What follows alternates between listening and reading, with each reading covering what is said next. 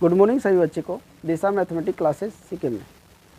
तो आज हम लोग ये पार्ट हमारा 2 वीडियो है और इसमें देखने वाले हैं वियोजन जो होते हैं वो 3 प्रकार के वियोजन अभिक्रिया, तापीय, उष्मीय और विद्युतीय, प्रकाशीय, इन सब के बारे में देखेंगे। इससे पिछले वीडियो में रासायनिक अभिक्रिया के प्रकार, रासायनिक अभिक्रिया समझ गया अध्याय ये सब बता दिए हैं और ये हमारा पार्ट 2 वीडियो है। इसमें देखने वाले हैं तापीय वियोजन, उष्मीय वियोजन। वियोजन 3 प्रकार के होते हैं, पिछले वीडियो में हमने बता दिए हैं।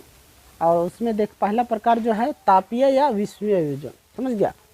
यदि कोई बड़ा यौगिक यौगिक कब बनता है? छोटे छोटे तत्व जब आपस में मेल होता है, मिलता है, तब एक बड़ा यौगिक का निर्माण होता है, एक यौगिक बनता है, समझ गया। तो वही लिखा, यदि कोई बड़ा यौगिक ताप उष्मा के कारण 2 या 2 से अधिक छोटे यौगिकों में टूटता है तो उसे उष्मीय वियोजन कहते हैं। उसे क्या कहते हैं? उष्मीय वियोजन। यानी ताप या उष्मा के कारण टूट जाता है बड़ा यौगिक, 2 छोटे छोटे यौगिक, तो उसको क्या कहते हैं? उष्मीय वियोजन।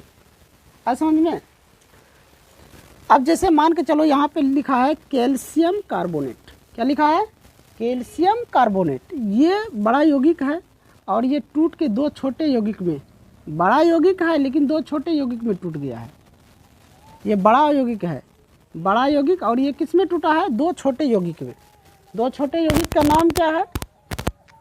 कैल्शियम ऑक्साइड और कार्बन डाइऑक्साइड। इन 2 छोटे यौगिक में टूट गया। उस तरह एक और भी समीकरण यहाँ पे दिया हुआ है। उसके बाद देखो प्रकाशीय वियोजन है।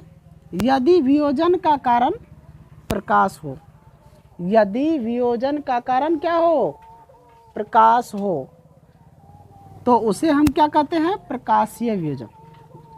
अगर किसी कारण यानी अलग करने की जो क्षमता है, अगर प्रकाश के द्वारा वह अलग कर रहा है किसी को, प्रकाश के द्वारा, जैसे सूर्य प्रकाश है उसके द्वारा कोई जब अलग हो रहा है तो उसको हम क्या कहते हैं? प्रकाशीय वियोजन।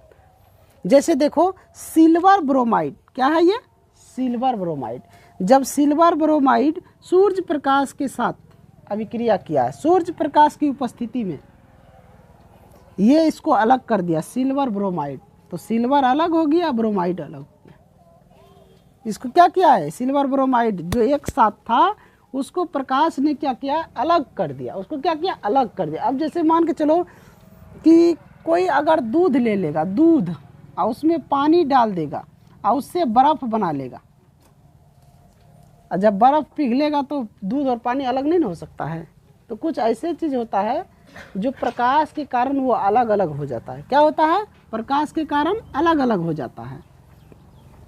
दूसरा आता है विद्युतीय वियोजन। ये तीसरा है विद्युतीय वियोजन। यदि वियोजन का कारण विद्युत हो, यानी कि अलग करने का जो कारण है वो अगर विद्युत है, तो हम विद्युत के द्वारा जब अलग किया जाता है तो उसको क्या कहते हैं?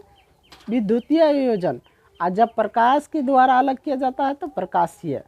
अब उष्मा या ताप के द्वारा जब अलग किया जाता है तो उसको तापीय या उष्मीय वियोजन कहते हैं। तो देखो विद्युत के द्वारा क्या अलग किया गया है? ये NaCl। NaCl क्या है? बताओ। NaCl क्या है? नमक है, यानी सोडियम क्लोराइड। सोडियम क्लोराइड को जब अलग किया विद्युत के द्वारा तो सोडियम प्लस में क्लोरीन प्राप्त हो गया, अलग अलग हो गया। उसी प्रकार जल, H2O क्या है? जल है। और जल का जब विद्युत के द्वारा अलग किया गया तो हाइड्रोजन गैस और ऑक्सीजन गैस बन गया। ये अलग अलग हो गया, ऑक्सीजन गैस और हाइड्रोजन गैस, जब जल को अलग किया गया विद्युत के द्वारा, तब। समझ गया? अगला रासायनिक है द्विविस्थापन रासायनिक अभिक्रिया। ये अगला है, समझ गया? इसमें इसका परिभाषा यहाँ पे दे दिया हूँ। वैसी रासायनिक अभिक्रिया जिसमें आयनों का आदान प्रदान होता हो, वैसी रासायनिक अभिक्रिया जिसमें आयन का जो है आदान प्रदान होता है, समझ? इसका उसमें, उसका इसमें। आदान प्रदान का मतलब क्या? लेन देन जो होता है, तुम उसको दो, उसको दिया, वही आदान प्रदान। तो उसी को हम लोग क्या कहते हैं? रासायनिक अभिक्रिया। ये द्विविस्थापन रासायनिक अभिक्रिया, इसका द्विविस्थापन एक ही नाम है यहाँ पे। जैसे HCl और HCl क्या है? ये हाइड्रोक्लोरिक अम्ल है, NaOH। सोडियम हाइड्रोक्साइड, तो ये दोनों क्या क्या आदान प्रदान हो गए। तो सोडियम हाइड्रोक्साइड, तो इधर ये Cl जो है, Cl मिल गया किसके साथ, Na के साथ। यहाँ पे दिख रहा है ना, सोडियम क्लोराइड, और H मिल गया है OH के साथ में। H किसके साथ में मिल गया है, OH के साथ में, तो H2O प्राप्त हो गया। तो यहाँ पे क्या हुआ, इसमें जो इसे ये चला गया ये इसमें, और ये आ गया इसमें, इसमें आदान प्रदान हो गया। 5 रुपया था इधर, तो ये 5 रुपया में मिल गया, और 2 रुपया इधर था तो ये मिल गया 2 रुपया में। ये आदान प्रदान हो गया, इसमें से उसमें, उसमें से उसमें, समझ गया। तो ये होता है। अगला क्वेश्चन है, ऑक्सीकरण या उपचयन रासायनिक अभिक्रिया। ऑक्सीकरण का दूसरा नाम क्या है, उपचयन। ऑक्सीकरण का दूसरा नाम क्या है, उपचयन। देखो इसमें क्या होता है, ये 4 चीज़ याद रखना है। ऑक्सीकरण जो अभिक्रिया, उसमें 4 चीज़ याद रखना है। क्या याद 4 चीज़ याद रखना है, ऑक्सीजन का योग, ऋणात्मक का योग, हाइड्रोजन का वियोग, इलेक्ट्रॉन का त्याग। ये सब याद रखेगा तो इसका परिभाषा आसानी से समझ में आएगा। वैसी रासायनिक अभिक्रिया जिसमें ऑक्सीजन का योग, हाइड्रोजन का वियोग। वैसी रासायनिक अभिक्रिया जिसमें क्या होता है, ऑक्सीजन का योग होता है, हाइड्रोजन का वियोग होता है, उसको ऑक्सीकरण। अब वही तुमको पूछ देगा अनऑक्सीकरण, जो अभी मैं नहीं लिखा हूँ, अनऑक्सीकरण अभिक्रिया। तो उसमें क्या होता है, हाइड्रोजन का योग होता है, ऑक्सीजन का वियोग होता है, जस्ट इसका उल्टा, समझ गया। तो यहाँ पे देखो, जैसे मैंने क्या किया, कार्बन के साथ ऑक्सीजन का योग कराया तो कार्बन डाइऑक्साइड प्राप्त हुआ कि नहीं। कार्बन के साथ ऑक्सीजन का योग कराया, मैग्नीशियम के साथ ऑक्सीजन का योग कराया तो मैग्नीशियम ऑक्साइड प्राप्त हुआ, समझ गया। तो ये हो गया तुमको ऑक्सीकरण अभिक्रिया की परिभाषा, समझ गया। यहाँ पे क्या, ऑक्सीजन का योग एवं हाइड्रोजन का वियोग, तो ऑक्सीकरण अभिक्रिया कहते हैं। वहीं अगर मैं यहाँ पे क्वेश्चन कर दूं कि अनऑक्सीकरण, तो यहाँ पे क्या हो जाएगा, ऑक्सीजन की जगह हो जाएगा हाइड्रोजन। लिख लो तुम लोग, हाइड्रोजन का योग और ऑक्सीजन का वियोग, ऑक्सीजन का वियोग, तो ये हो जाएगा अनऑक्सीकरण अभिक्रिया, समझ गया। ऑक्सीकरण में ऑक्सीजन का योग और हाइड्रोजन का वियोग। इसमें क्या होता है कि हाइड्रोजन का योग होता है अनऑक्सीकरण में, और ऑक्सीजन का वियोग होता है। तो ये दोनों लिखिए ना, ऑक्सीकरण और अनऑक्सीकरण, दोनों अभिक्रिया लिख लो। मैं अब मिटा के आगे बढ़ रहा हूँ। इसका उदाहरण लेते हैं अनऑक्सीकरण का।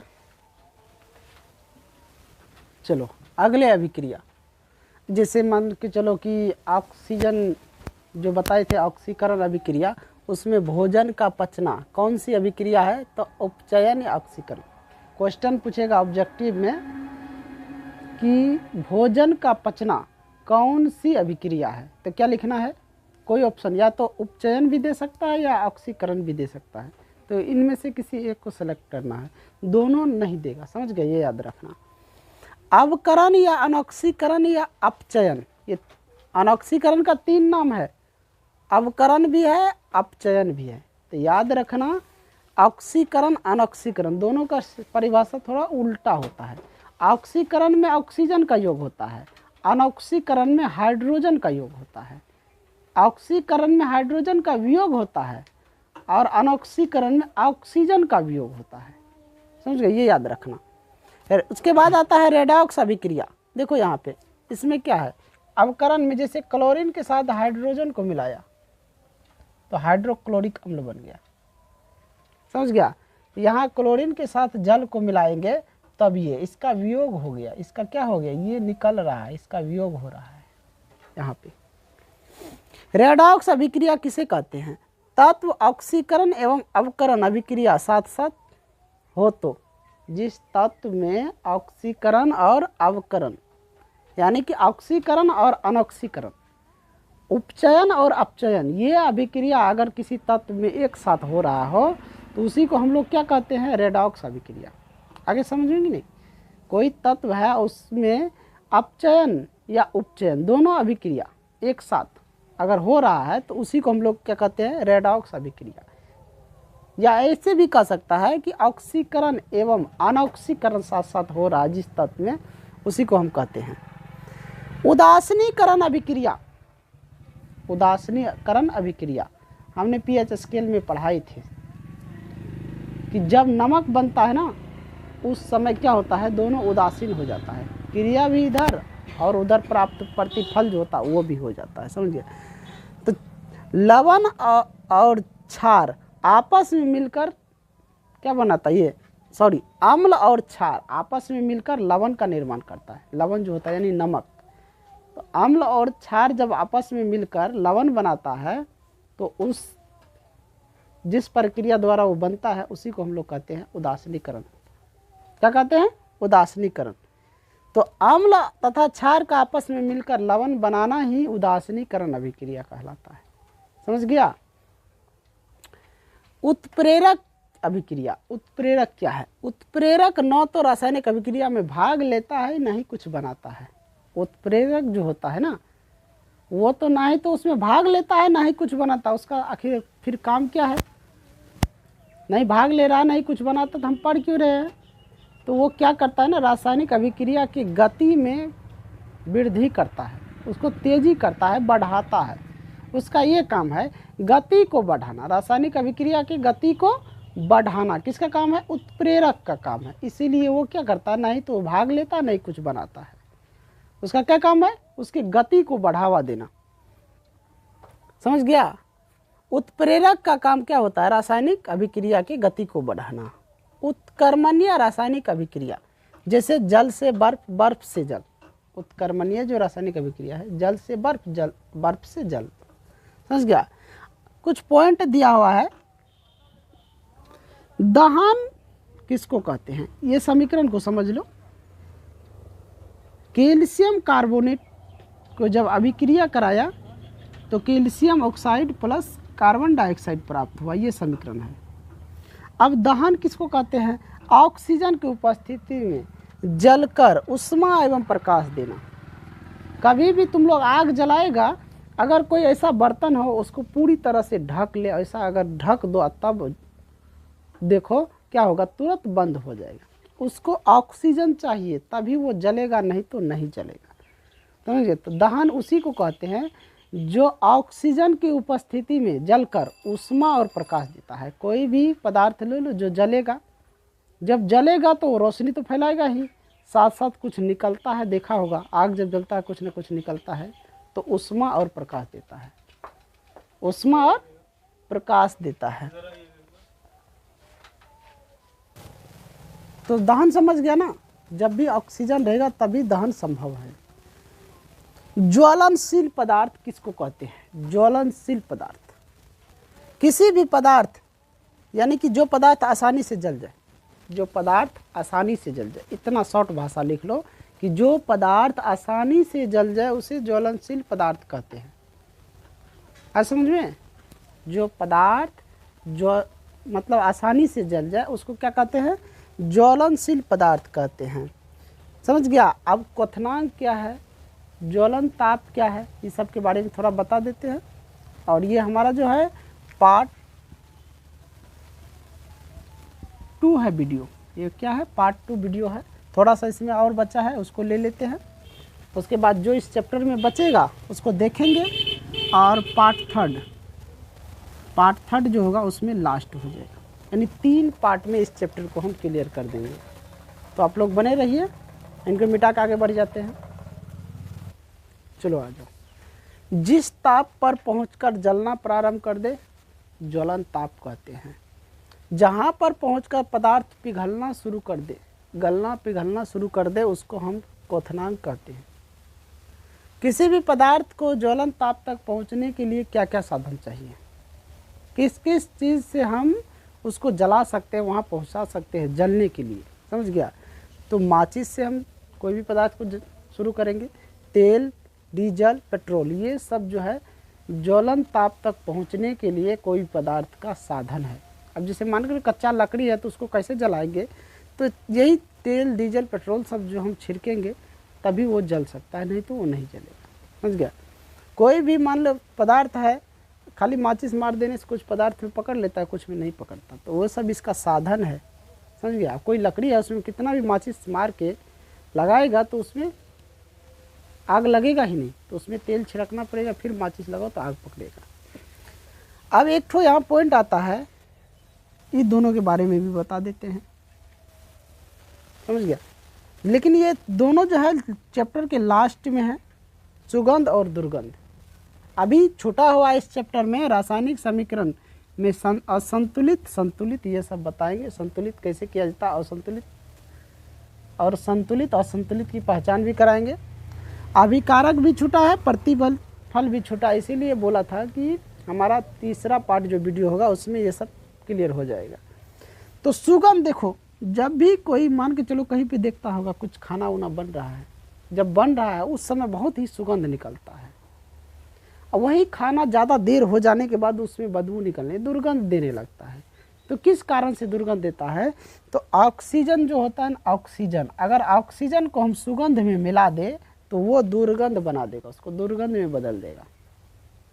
तो जब ये खाना को बनाता है तो उसको ढक के रखता है तो ठीक है, और खुला छोड़ देता है तो वो बदल जाता है, क्योंकि उसमें ऑक्सीजन मिल जाता है, जिसके बाद वो दुर्गंध बदबू देने लगता है, खराब हो जाता है खाना, समझ गया। तो सुगंध और दुर्गंध भी समझ गया होगा। तो अब जो है हमारा क्या बचा है, रासायनिक समीकरण बचा है, जो कि दो तरह के होते हैं, संतुलित और असंतुलित, दोनों प्रकार के। तो संतुलित रासायनिक समीकरण किसको कहते हैं, असंतुलित किसको कहते हैं, कैसा होता है, किस तरह किया जाता है, इन सब पे अगले वीडियो में चर्चा करेंगे। अभिकारक किसको कहते हैं, प्रतिफल किसको कहते हैं, इस सब का डेफिनेशन जो है अगले वीडियो में होगा। तब तक के लिए आप लोग बने रहिए, चैनल को लाइक और सब्सक्राइब कर दीजिए, ज़्यादा से ज़्यादा शेयर कीजिए, कोई भी पार्ट को देखना ना भूलें, शुरू से लेकर अंत तक जो भी चैप्टर है उसका सभी पार्ट देखें तभी समझ में आए। अगर ना समझ में आए तो कमेंट में बताइए किस पार्ट में कौन सा सवाल या कौन सी भाषा, कौन सा शब्द तुम्हें समझ में नहीं आ रहा है, हम सब बताएंगे, समझ गया। इन्हीं के साथ मैं इस वीडियो को एंड करता हूँ। जय हिंद, जय भारत।